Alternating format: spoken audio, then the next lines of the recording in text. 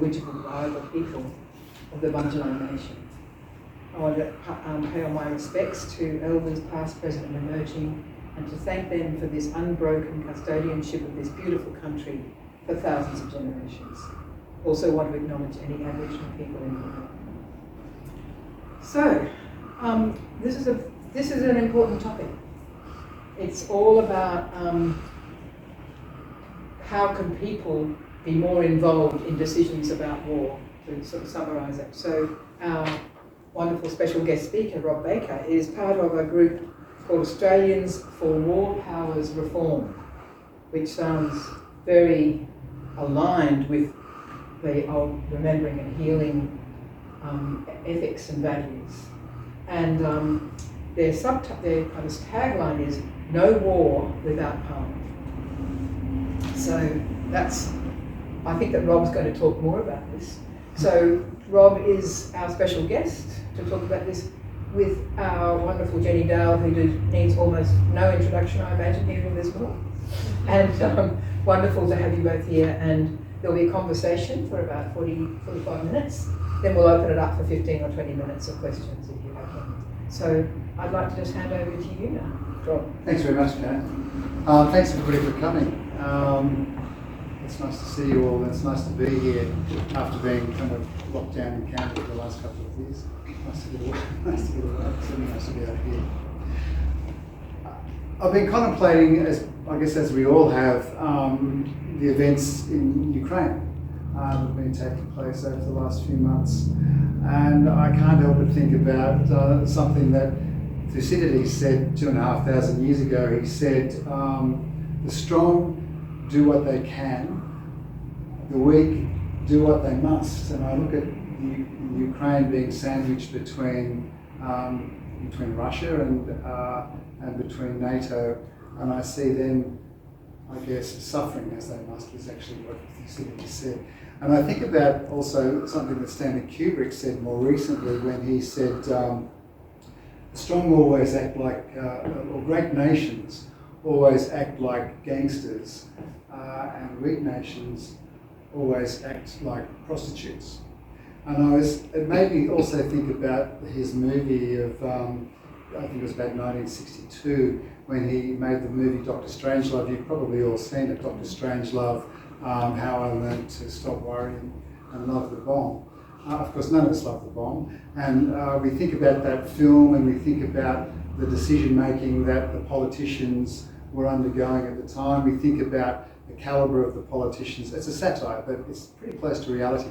We think of the calibre of the politicians that we see in that film, and we think about some of them are well-meaning, they're kind of bumbling and trying to grapple with a situation that's kind of way beyond their control. And we think of a whole range of other politicians and military generals and officers in that story who are, in fact, in various stages of insanity, and we think it's not that much different. And we look at the situation now, over half a century later, and nothing much has changed except for the size and of the delivery methods of the weapons that are used in that film. We've still got B-52 bombers flying around the world, just as we had in that film, and some of them land here in Australia during exercises that the Australian ADF does with the US military. And in the last couple of days, we've had B-2 bombers, the so-called stealth bombers, landing in Australia with a show of strength against somebody who's not our enemy, China, but somebody who's being certainly talked up as our enemy. And we see it's almost Hugh White's recently written the quarterly essay, and it's called Sleepwalking into War, and it kind of feels like we're doing that. And we feel as though I think all of us, not just Australians for War Powers Reform, that this whole decision-making process is beyond our participation, that we don't really have very much say in any of this that's taking place. And I just want to talk for a little bit about how we came to this. Australia now, we've been a federation, we stopped being colonies back in 1901, and yet in some ways we still are a colonial nation. When we became the Commonwealth of Australia, we were still in early stages of development. It's not like we were handed over the ability to look after ourselves in one go. And in fact, Australia didn't really have any kind of a foreign policy for the first, really until about 1942. We were completely dependent on Britain. We didn't have embassies in other countries. We had a few trade missions and things like that, but by and large we weren't represented on the world stage. Britain did that for us. And part of the process of forming the Dominions, Canada, New Zealand and Australia, was that they were still really part of the British Empire. When Britain went to war, the Dominions went to war automatically. There wasn't any kind of thought or discussion about whether we'd participate or be involved in those wars. We were automatically there. So we were already fighting the Boer War for Britain against people who were not unlike ourselves. Hard to know what we were doing really. And then in World War I, we automatically went to war where we weren't threatened as Australians, but we saw ourselves as part of this greater empire, and that we should be part of that. And I guess for a lot of Australians at that stage, they had very close ties with Britain. So we can't really move ourselves back to 1914 in many ways, because we've drifted a long way from Britain since those days. But then World War II came, and we automatically went to war with Britain when they declared war on Germany. Now things changed a little during the war. We were, up until then, we'd been acting under the royal prerogative. I mean, basically the tradition was when the monarch of the empire declared war, the empire as a whole was at war. In 1942 we ratified or adopted the Statute of Westminster, which had been something that we'd been kind of prevaricating on, avoiding for about a decade. Britain had already written the Statute of Westminster, but we seemed to be unable to let go of the apron strings of Great Britain. We seemed to be unwilling to accept that we could develop our own status as a nation. But by the time 1942 came along, and Britain had disappointed us because we were linked to this great power who was always going to rescue us if we needed. If we were in trouble, and there we were in trouble in 1941, we were invaded by the Japanese. But where was Britain? Well, of course, Britain was fully involved with a war in Europe and couldn't really do anything much to help us. We'd seen what had happened to France when it fell. All of France's colonies became part of the Third Reich. And we then ratified the Statute of Westminster. But since then, it's like it did change things a great deal. What it did do was, instead of the monarch being the person who decided whether we go to war or not, it became the monarch's representative in Australia, the Governor General, who did that, on the advice of the Prime Minister, but still they were the people, that was the person who was responsible. The war finished, and Australia, by then we became more of an independent country. We had our own citizenship by the end of the 1940s. We were no longer British subjects, we were Australian citizens. We had our own passports. But by 1951 we were kind of going, well, what great power can we link ourselves to now that Britain, the empire's kind of fading, it's become a Commonwealth, it's still important to us, but we don't feel as though that's the great power that we can really kind of hook onto. What we do now, 1951 comes along and the ANZUS Treaty is formed, largely at the behest of Australia. It wasn't something that America necessarily wanted to do, but it was certainly something that Australia wanted to do because we've always linked ourselves to a great power. Now the ANZUS Treaty was fairly loose, really. I mean, it still exists, except that no one has a museum involved in it. But does it really it's not, it doesn't bind us in the way that possibly AUKUS might. It just obliges us to confer with the United States if either of us are threatened in the Pacific about what we're going to do about it. It's I guess it's kind of a treaty of equals, really. It's like they don't have any, there's no obligation on our part to do anything at their behest. There's no obligation on their part to do anything on our behest either. But what's been happening since then is that the establishment of Pine Gap, and certainly if we jump ahead to the 21st century, we've seen over the last 12 years a sort of more and more of a build-up in the American presence in this country. Under Prime Minister Gillard, we established the rotation of 2,500 Marines through Darwin. And at the time it was discussed, there was a strong discussion that should be 7,500 Marines that would be rotating through Darwin. Both sides kind of thought about it and thought that they would leave it at 2,500. It's interesting to think that we only have 6,000 ADF in Darwin at any one time. If there were 7,500 American military there, we would be certainly outnumbered. But even at 2,500, that's like about, that's like more than 25% of the military in the Northern Territory is the US. We've seen Pine Gap and its role develop over a period of time to a level that we probably couldn't have even imagined back in the 1950s. The role, because of technology. It can do so much more than it did then, and part of what it does now is it directs drones that conduct extrajudicial killings in other countries that we don't really have any control over. We're also seeing now a build-up in the last couple of, we've seen the announcement of AUKUS in 2021, not that long ago, less than a year ago.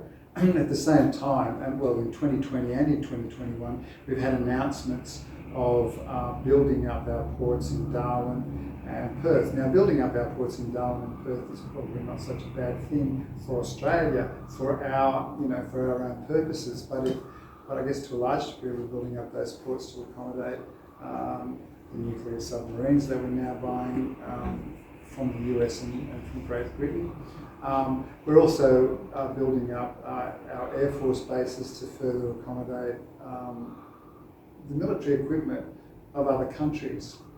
So I guess what I want to talk a little bit about tonight here in the conversation with Jenny is issues around our sovereignty as a nation, issues around how democracy works here, particularly when we think about democracy as being, well, whenever we go to war with somebody, and in my lifetime, I'm not a young man, we've been to war several times. We've been to Vietnam, we've been to Afghanistan, we've been to Iraq.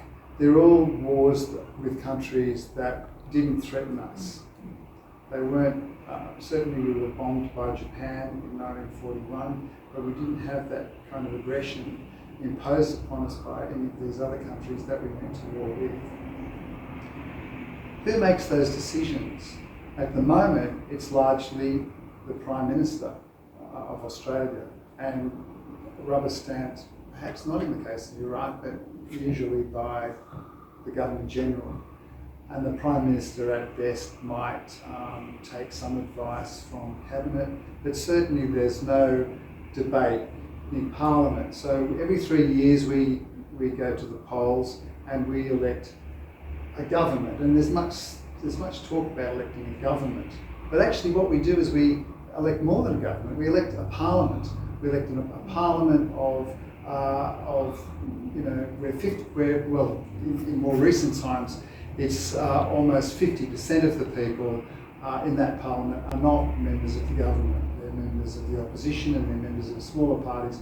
We still pay them salaries for being part of parliament, and yet we kind of focus so much on the government, and when it comes to war we focus just on the Prime Minister, and there's no debate. Now when we think about what happened in Iraq, you'll remember, and some of you probably participated in, large public demonstrations of opposition to that war. Why were we going there? Why were we going there when in fact there was very little substantive evidence that there were weapons of mass destruction there? And of course we found out after the invasion that there were no weapons of mass destruction there. We went there when a majority, like in polls that were taken at the time, majority of us, I think it was only 6% of Australians were willing to go to war in Iraq without some sanction from the United Nations. Well, there was no sanction from the United Nations.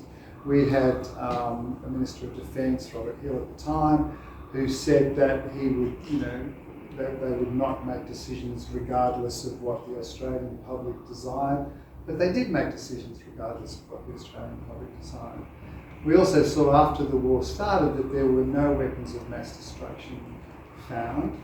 And we also we saw 41 members of the opposition sign an open letter to President Bush at the time explaining why they opposed the war. And we also had a censure motion in the Senate that was a no confidence motion in the government. So what we had there is like a government that sent us off to war, but a very strong message from the public and a very strong message from the opposition and a strong message from Parliament that this was not okay. And yet this war went on for quite a long time. Now I guess we can speculate on how different it might have been if the circumstances surrounding where our Prime Minister happened to be at the time that the war in Afghanistan started and so on was that he was in America when the decisions were made to go to war. He made statements about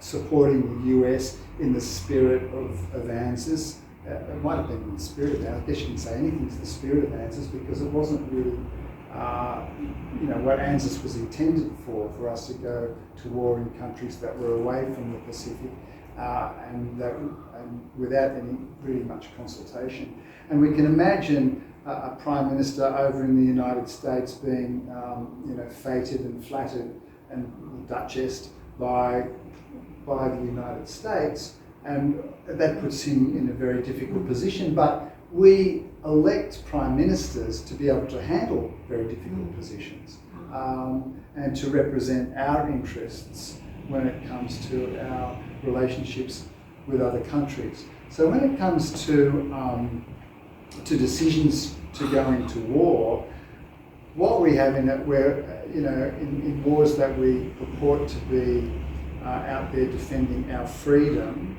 against people who are no threat to us, and where we purport to be supporting democracy in a process that's not democratic, you kind of have to wonder, why is it that we've evolved over 120 years of our federation to be in a position where really a decision to go to war is made by a Prime Minister speaking to a leader of one other country.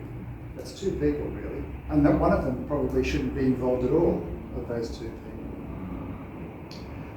So Judy, I'm wondering if you've got particular questions that you'd Yes, like I to bring do. in now. I didn't want to reach and look at my phone in the wall of that thank you, drawer. Catherine, that's a good point. Thank you.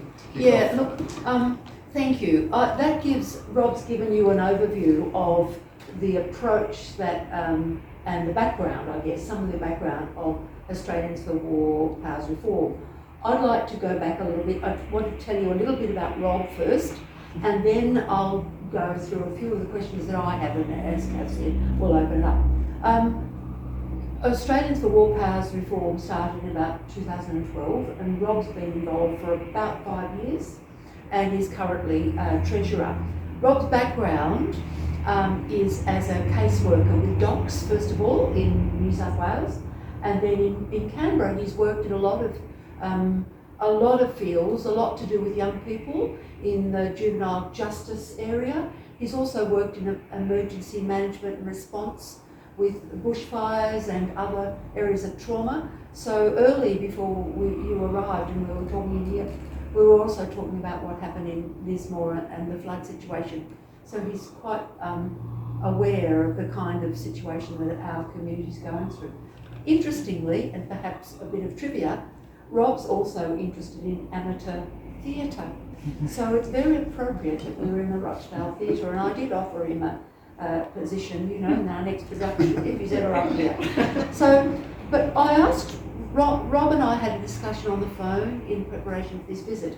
I don't know if you remember, Rob, but I asked you how you got into all this Australians for War Powers reform. And Rob's response was, life for me is unplanned. I tend to fall into things. And he told me that this whole area started that he went into Reading's bookshop in Melbourne and were reading Henry Reynolds' book about unnecessary wars and a follow-up lecture at ANU. And then Dangerous Liaisons, another book by Malcolm Farr, was it? No, sorry, it was Dangerous Allies. Dangerous Allies. And it was by Malcolm Fraser. Malcolm Fraser. Who does live in Canberra. Yes, I wrote that down wrongly. So, Australians for War Powers Reform is not talking about, a lot of what you're talking about is wars and foreign wars and alliances, and we'll get onto that. But your Australians for War Powers Reform is seems to me, relatively narrow in its focus and really saying we want Parliament to decide. And I know behind the scenes you've been doing a lot of work because you're based in Canberra. So how does Australians for War Powers Reform act, rather than just talking to people in the community, how is that translating to action with the decision makers? How do you actually work and correspond? And do you have any hope that this new government has listened? Because you've been working a lot behind the scenes. So what's happening? How do you do that? And what is your feeling of the future with this new government? Is there a feeling of hopefulness about a change? And what would that require? Okay, thank you, Jenny. There's a bunch of questions there. Australians for War Powers Reform has a campaign running at the moment called No War Without Parliament. So I guess Jenny's right. We have a very kind of specific focus, which is that what we would like to happen is that before we would also. I'd just like to make a distinction to start with between what I'd see as wars of choice and wars that we really can't do anything but get involved with. If Australia was attacked, we wouldn't expect that there to be a lengthy debate in Parliament about whether or not we should defend ourselves from somebody who is actually threatening this country. But the wars that we've largely been involved with since I've been on the planet, having been born after World War II, have been wars of choice. There weren't wars that we had to be involved in. There was no urgency involved.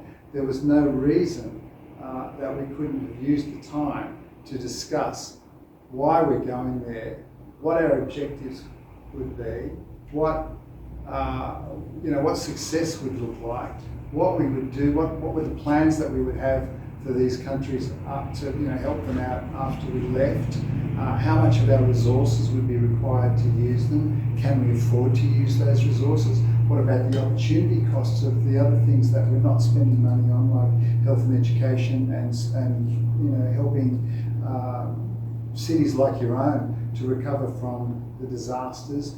And then that brings us on to thinking about global heating and climate change. So all those opportunities, these should be all part of that discussion that should take place in Parliament before we involve ourselves in a war against a country that's not threatening us. So that's the focus of Australians for War Powers Reform. When we talked on the phone, you talked about the fact that you're in Canberra. Yeah. You're sort of the person who arranges the meetings and with varying MPs and Yeah. Yeah, so I became involved with War Powers Reform in I joined in 2016. I became much more active in the following year in 2017, and my role then was to organise meetings with parliamentarians, so members of Parliament and senators at Parliament House. I mean, some of our representatives have been to meet members of Parliament in their offices, in their electorates, but most of the time it takes place at Parliament House. And so the then president of the association was the late Paul Barrett. Paul would come from his home in Armidale, and Alison Bronowski from Sydney, and we would go and talk to parliamentarians. Now, there was varying degrees of support. One of the things that we wanted to have was an inquiry into how we make decisions to go to war. We wanted to sort of put our case to parliamentarians about changing war powers to a more democratic process. And I mean, we're a non-partisan organisation. People who belong to our organisation vote for a whole variety of different parties. But what we do find is that we get a large degree of support from the Greens, we get quite a bit of support from independents, we get some support from the Labor Party, and we get no support very much from the Liberal Party. We've had a hearing with some MPs from the Liberal Party coalition, but really not much. So there's a real variance in the opinions of parliamentarians about this issue, and it's really surprising that there's not very much support. There isn't more support for it. Was the growing support for an inquiry, or is that dead in the water now? No, it's not dead in the water now. So one thing that we did achieve, going back to your other questions, Jenny, was that the Labor Party have actually undertaken to have an inquiry into, before the previous election, the 2019 election, at their annual conference. They made a resolution that they would have an inquiry into how decisions are made with regard to going to war in their first term of Parliament. And they reiterated that in the more recent election. So one of the things that we want them to do is hold them to account for that. It's a non-committal inquiry, but it's an inquiry where all of us could make submissions as to what we think should happen. And it's worth sort of thinking about a number of factors in that process. I mean, for one thing, a number of other nations already have a much more democratic process for going for war. This is not Australia going it alone. A number of Scandinavian countries, Germany, Ireland, I mean, they all have different kind of mechanisms for how Parliament becomes involved, but they're all much more involved than what we are. And in fact, even the United States, in their constitution, it's their Congress that's supposed to make the decision to go to war. It's not supposed to be a captain's call from the President of the United States. What's happened in the case of the US is that at the beginning of the so-called war against terror, which has been going on now for 20 odd years, Congress kind of gave those powers to the President and have been trying to grapple them back ever since. Some of the other dynamics that affect that process too is the way that, there's actually been, the US hasn't declared war on any country since World War II, and nor have we. What tends to happen is that it kind of happens by stealth. We get involved, the United States might get involved with other countries in all sorts of different ways,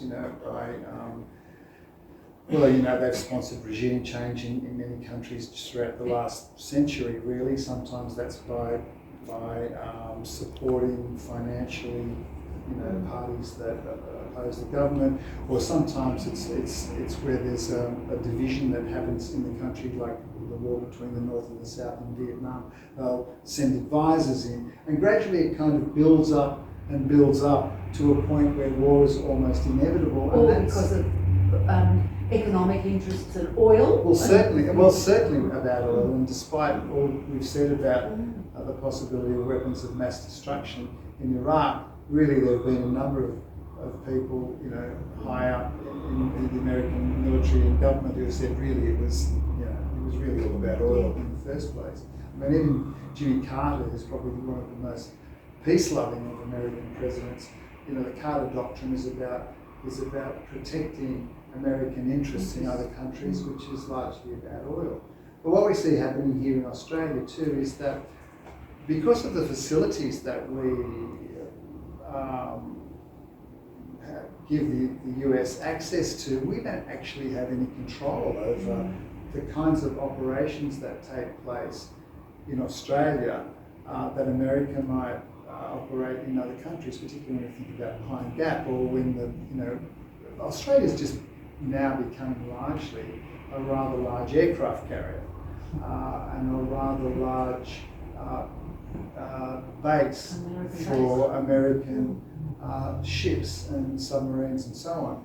We don't really have any control over the missions that those ships or planes might jump from Australia to, or the operations that Pine Gap directs. Are you seeing, I know I've read some of the things that you've sent through about AUKUS and about what that is all aimed at and how it is really the United States exerting control and our role in that. Do you see more dangers of Australia becoming involved in a future American war because of our close relationship through AUKUS or any of the other dealings we have with the States?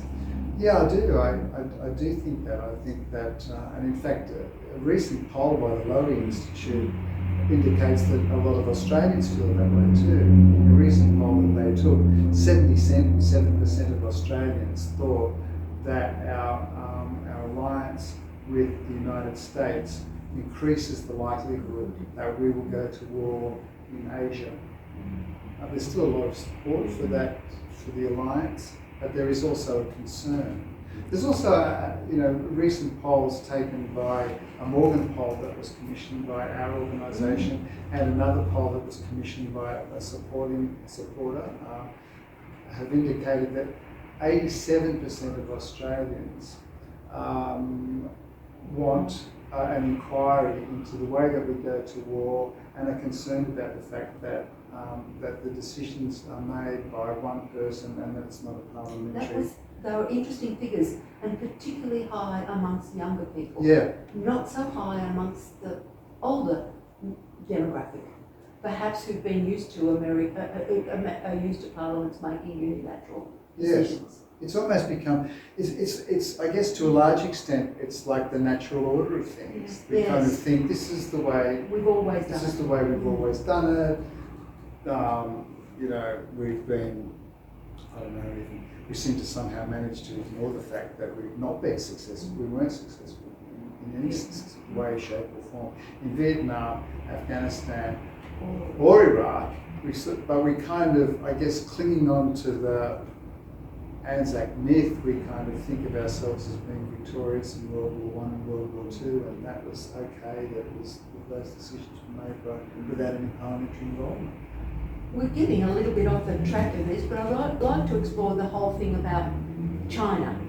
China has been painted in recent times as the absolute threat to Australia and the world, and the previous government bought into that and kept on hyping that up.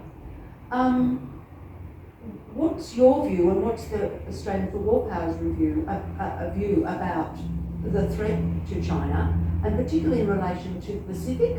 We've seen even yesterday Kamala Harris has come out and done a video conference into the Pacific Islander Forum talking about America will be there. So is this being hyped up? And what do you think Australia's response should be, and has it changed? Well, I hope it's changed. I think we've had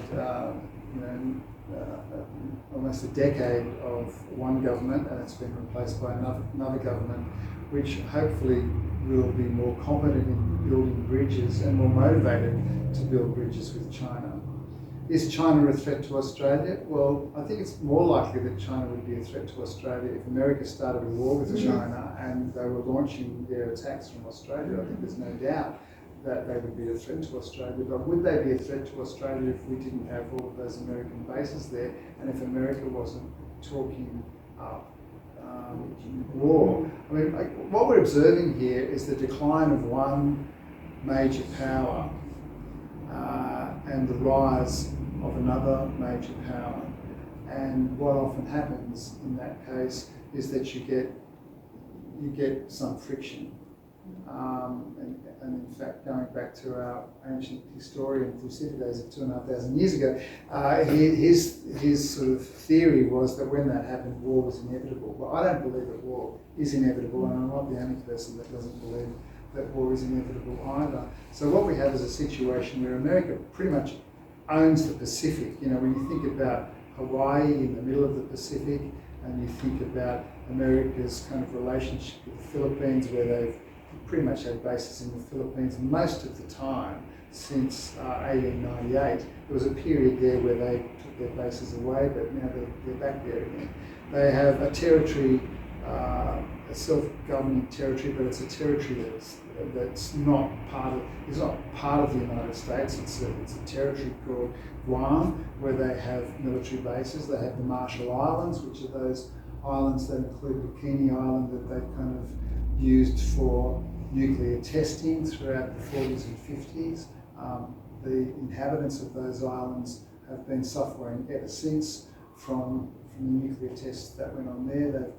They've got a base in the Indian Ocean in Diego Garcia that had been part of the British Empire, and the British basically evicted all of the residents of Diego Garcia so that the Americans could have a military base there. So China's kind of surrounded, and I suppose when those bases were established, China wasn't really in much of a position to do anything about that. But China has grown since then.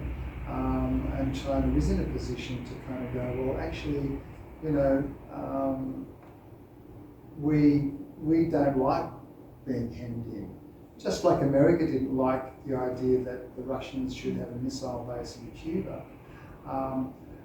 The Chinese don't like the idea that the Americans have bases in Okinawa and Guam, Diego Garcia in Australia and the Marshall Islands and so on. So I guess we go back to what Thucydides said about the strong do what they can, what they're able to do, and the weak just kind of suffer as they must. They just kind of have to deal with it, as those weak countries like Guam and Marshall Islands and all those ones that we mentioned have done in the past.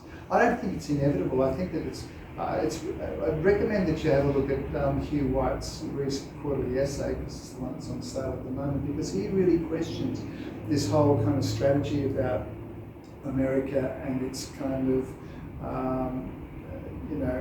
its policy around China, that we should be really having a multilateral way of dealing with the world rather than a unilateral way.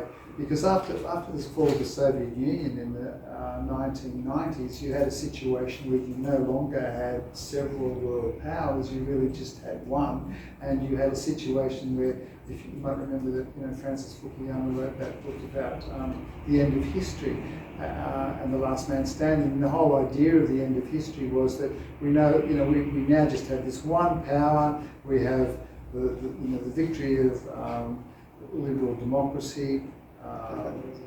I'm a great supporter of democracy, but I think it was really over-optimistic to think that just because the Soviet Union fell, that suddenly the whole world was going to take on a particular way of looking at the world.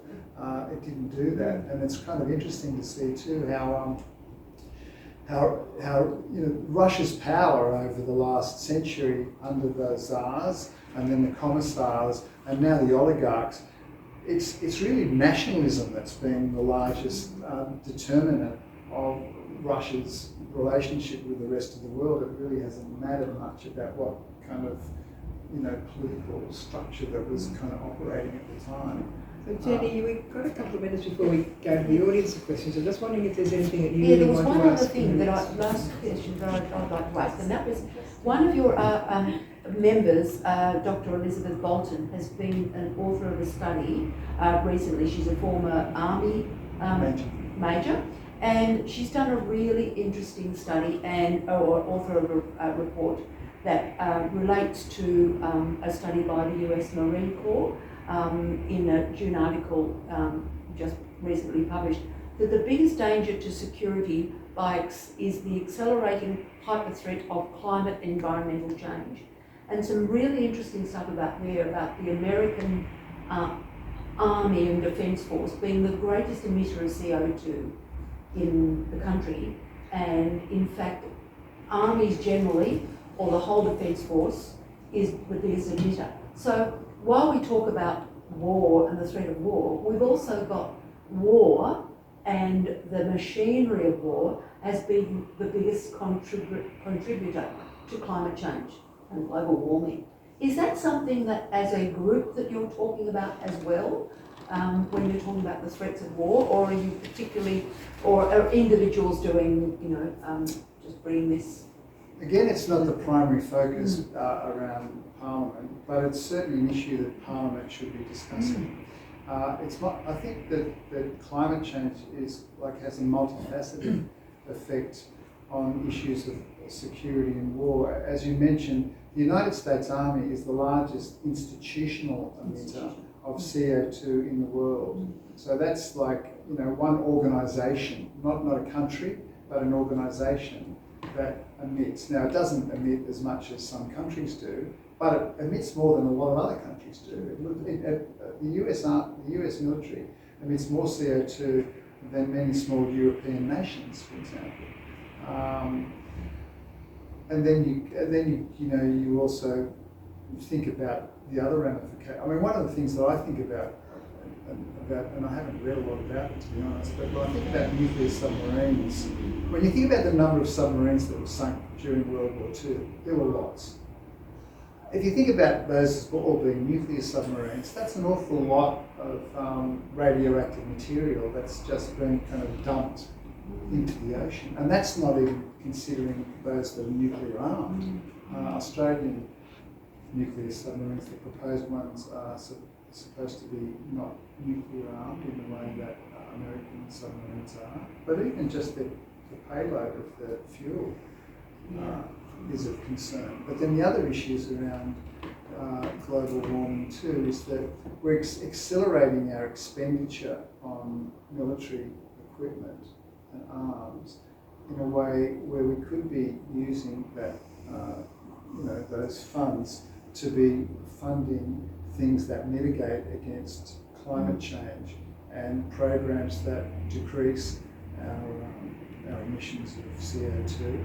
But as well as that, the potential for conflict arising out of and because of climate change are quite large. I mean, just look at Syria, for example. A lot of the conflict that was going on in Syria was accelerated by, although Elizabeth Bolton says it's not an accelerator, it is the problem, but certainly the situation in Syria was accelerated by global warming and climate, because one of the things that happened in Syria that created a lot of the uprising of the people there was that Syria during the late 1990s and early 2000s accelerated its production of wheat. In order to do that, I guess its modus operandi up until then had been when it rains, you leave the aquifers alone. When you go through droughts, you draw water from the aquifers to help you grow your grain. To accelerate their crops, and they did. They went from a net kind of importer of grain to a net exporter of grain.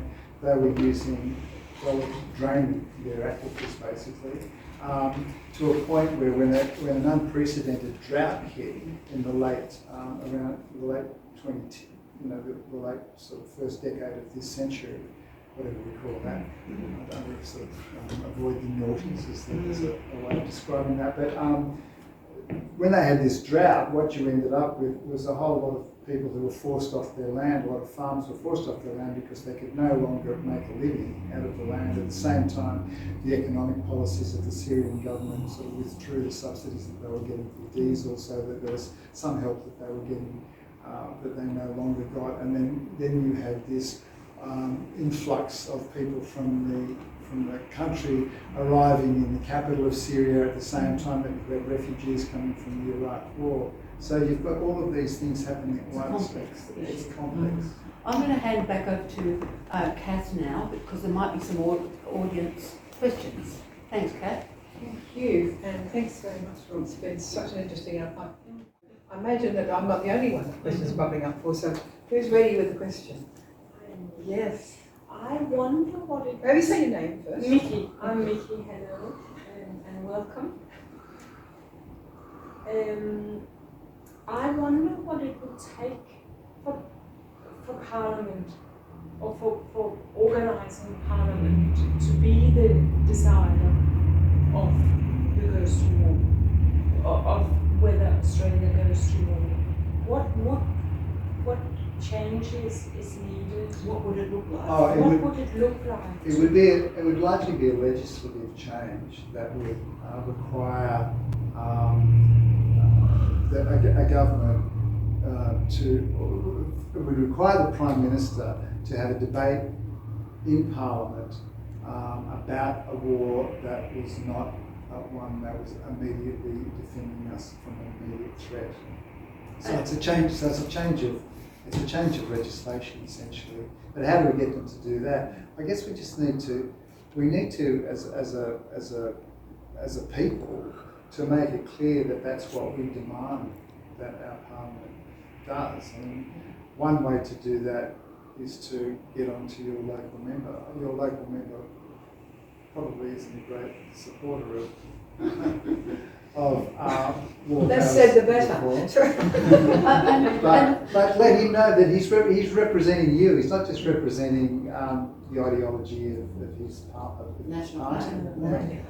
And One would think at least he was representing the individual. one of the things that's often said is there time? But the argument from Australian for War Powers Reform, there is time. There is time in the debate. It takes, a country doesn't immediately, even on the decision of the Prime Minister, immediately go to war. No. There's a lot of preparatory time anyway. Yes. So there's time for that debate to happen. There is, and especially when it's a war of choice. Yeah. I mean, there's all the time in the world to decide whether you're going to go to war with a country on the other side of the world that's not threatening you. There's no urgency involved at all. So, But if it's still just the Prime Minister in Australia that decides that, it really doesn't matter whether it's one day or however many months.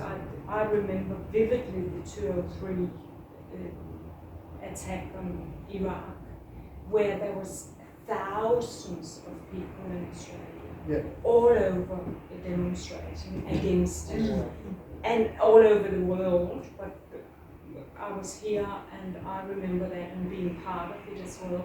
And then the Prime Minister still just decided. Yes. And I think it was from Christmas until March, maybe, that it was yes. 3 months, and it didn't make any difference. Thanks for such a great question. Yeah. Just wondering if someone else has got one. Yeah. Well, mine's not really a question, mine's a sort of a thought that came on from this. To just very briefly talk about the inception of Australians for War Powers Reform, like who was it, and the kinds of people that are involved, because I think that's really interesting. Who is it that sort of said, let's form this organisation, and who are the people behind it? Because I think that says a lot about the organisation and about the situation. Okay, thank you. Well, it was initially formed by a number of people. Paul Barrett, that I mentioned earlier, is a former Secretary of Defence. In other words, he was the head of the Department of Defence in Australia. So somebody who knows what he's talking about. Other people, Malcolm Fraser, an interesting politician, Malcolm Fraser, because I wasn't particularly supportive of Malcolm Fraser. At the time, but he now looks pretty good. But in terms of his support for refugees, and also having written that book, I'd recommend that you read it, called Dangerous Allies. It's a book about where he questions our alliance with Australia. So this was a Prime Minister who was involved with the Vietnam War. Sorry, our alliance with America. Thank you, Jenny. So he was the patron of Australians for War Powers Reform. Other people who helped form it are former diplomats. They're experts. People with skin in the in their game. field. Yeah, thank you, exactly. And there's also a number of people. Skin In the game. game. And knowledge and skill. Yes, and there are also a number of ex-military people who have been officers in the ADF who are members of Australians for War Powers Reform and helped set it up. And it's also interesting to have a look at. We've been working with a lot of veterans groups who were also supporters of War Powers Reform. So yeah, there's a whole lot of people, as Kat said, who have skin in the game, who know what they're talking about, who know the way that we operate in that The area. website is excellent, so if you look up Australia for War Powers Reform website, it's really clearly set out and some really, yeah. Thanks, Jenny. In fact, there are, for those just on that, and before the next question, there's a bunch of brochures out on the table that has our website address and suggestions and a little bit of information about what we do and how you can access the website. Thanks. Someone else over here, thank you. What's your name? Miriam. Miriam. So I had a then I complicated it in my mind, but so the best thing happens, and the new government decides to have this inquiry, and they all agree that, and you have a win, on War Powers Reform. So for you, maybe you personally or for the group, in consideration of this, the complexity of issues around militarism and our relationship with America and our defence budget, defence and our weapons industry, where would your next move be? Yeah, I think To tackle. that's a really good question. And why I think that's a good question is that even if we did have debate with Parliament, there's no guarantee that we wouldn't go to war in a situation that the majority of Australians, weren't happy with. So, because we've had a bipartisan kind of attitude towards defence for many years. I don't think that Richard Marles is that much different from. His recent statements seem to suggest. I know, it's like echoes of Peter Dutton, and that's why I think that's why we also need to have other strategies. I do think that Australians for War Powers Reform and No War Without Parliament is definitely an important step, and that's why I support it. But it's not the only step, and I really do think that the things that you guys do are also important. So that I wouldn't put all my eggs in one basket. Well, at least if that were to happen, then that win, at least it would begin the conversation. Yeah. For those. Yeah, and if we go back to Iraq, there was this really strong opposition by the opposition in that particular war, and what I would be hoping was that the opposition would act more like an opposition, or in this case, that it would, as a government, that it would sort of reflect back to its involvement in Iraq, and kind of use that kind of question that they used then to think about what we're going to do. And look at that, China. 87%. Yeah. 87% of the community. That's a really stark message, stark number, and numbers in politics count. Yes. And the coal seam gas.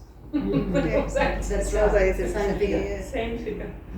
So we've got a question. Just on those stats, you were saying that there's a really high proportion of younger people that also don't believe that the government should, or one person in the government should be making these decisions.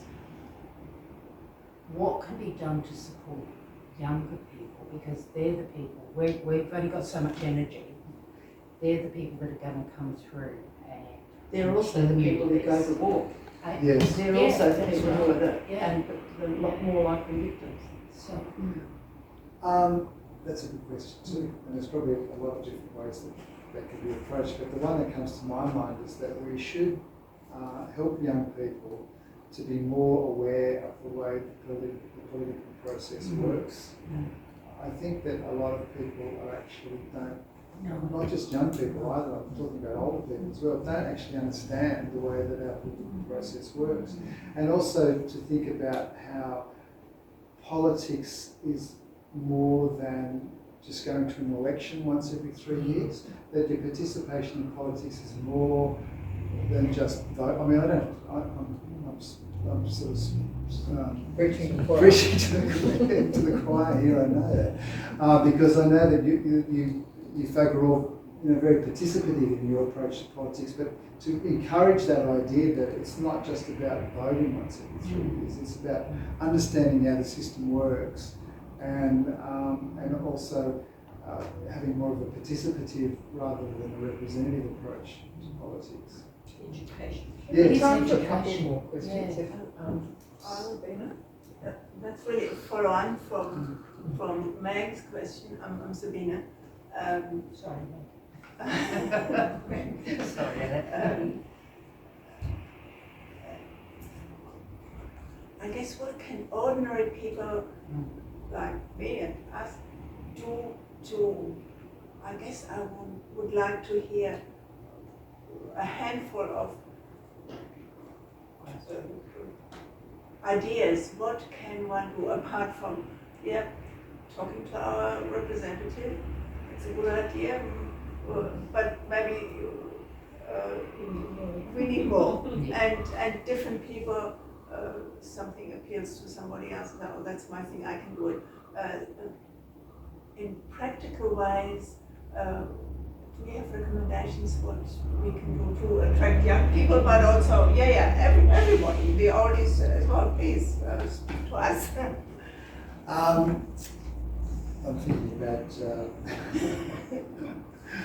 I'm thinking about Mary Lou Schwab here. Is one way. And I'm thinking about the sort of activities that you do. I think the change of legislation and letting the parliamentarians know is one way. I think, and I think also not just thinking about your MPs, but also we've got New South Wales has 12 senators. Harass them. They're all representing you as well. So you've got 13 people that directly represent you. But you've also got harass the ministers who are in charge of the particular things that you're concerned about. I mean, defence. But you could also include the Minister for Foreign Affairs, because really defence is the pointy end of foreign affairs. So there's another 2. So that's 13, 14, 15. I've got an idea. Yes, please, from I've the got an idea. You could come and join with the group that I'm involved in, which is Wage Peace, and we particularly take action against weapons corporations. That's one, and also a new campaign that we're starting, which is about STEM education and the increasing intrusion of weapons corporations into education systems. And I'm happy to get some new recruits. Because of education. Yeah, So we're hoping to talking last night. start talking to teachers and from principals. The RSL puts into schools a very glossy programs, sweet programs there, all about it. But there's nothing that balances that, okay? You do that, what can you balance? So there's a Department of Education minister that can be harassed on that issue. Yeah. And the other thing I thought was that I was so impressed when the marriage equality debate was happening with young people. Mostly I saw them in forums like Q&A. They're really impressive. And I think that young people haven't had a forum where they can talk about this stuff, and if there is going to be an inquiry, even if there isn't, wouldn't our national broadcaster be getting young people who, as you said, are the ones who are likely to go to war, to talk about war and peace, I guess? Great question. Now, someone who hasn't had So a can I chance, just, because we can are I just going to comment on what Miriam was saying? Great ideas, and also I'm just thinking about, in terms of the influence of weapons manufacturers in this country, and that we should be lobbying people about the undue influence that they have. Definitely. Their intrusion into schools, their intrusion into universities, the University of New South Wales in particular, and their sponsorship of institutions like the Australian War Memorial, and also like institutions like the Australian Strategic Policy Institute. The Australian Strategic Policy Institute, which now has it's an Australian institution that has an office in Washington now. And I'm thinking that probably the messages are coming more from Washington through them to us. It's largely funded by Weapons Corporation. Yes, largely funded by Weapons Corporation. So whose shares go up every time there's a conflict, just the same as gun manufacturers in America go up every time there's a mass shooting. There's a vested interest for them in war. They shouldn't. There's a conflict of interest there. Is that you're talking about the RSL? And they have the Long Tan Prize that's given out. A lot of schools in Australia have. A friend in Brisbane, she started a Peace Prize, and that would be something that maybe we could in Lismore, we could as a group sponsor a Peace Prize as an alternative to the Long Tan Prize for young people. So it's an art prize, or there could be different ways to do that, but to give young people, because they can see the connections between environment and war and everything. These might be discussions we have over supper. Exactly what I was about to say. Thanks, Jenny. I think that so we have got one more question which we might take quickly, because there is supper out there and there is a donations table and there is more conversation to have, but I'd love to take your question. Yeah, it's just a comment that at the moment there is a national history competition. So anyone that has a young person in their life, they're supposed to make a little video about what they think is a defining moment in Australian history. So why don't we encourage the young people to make the defining moments, not the wars, but maybe things like marriage equality, maybe things like abolishing the draft. Maybe things like women getting the vote and having to say what that means for now. So you can start, even if it's not particularly a peace prize, it should be a wonderful thing to do. Starting to get them to think about other ways of actually looking at defining moments in history. I'm sure a lot, like my children will also be thinking about the referendum that gave Aboriginal people the right to vote. That's a real defining thing for them. And my younger one, especially as a staunch feminist, is like women getting the vote and getting it first. But we can actually start to think a little bit laterally about using some of these established prizes or competitions and things as well to say, okay, well let's. It's not all about ANZAC. Yeah, I mean, mine have been indoctrinated in remembering. They've grown up with it. So they're like, we're not going to march with the school because we only want to go to Remembering and Healing because we don't want to celebrate. Good, you got the message. Lovely. But Can I suggest that we get ready to go? But first, let's just appreciate the great information that And we would like to thank you for all your support and being Ra's patron, of course. Thank you. And for coming all the way. And it's recognitions are very symbolic. And thank you for looking after us while we've been here too. Pleasure. It's been very enjoyable. And the last minute meeting. yes. And for the person who was in the audience who's traveled the furthest, and if there's anybody who's come from further away than Canberra, please get us. Otherwise, Queensland. Oh, fantastic. Noosa? Oh, beautiful. well, I was Exactly. no. She wants the carnation.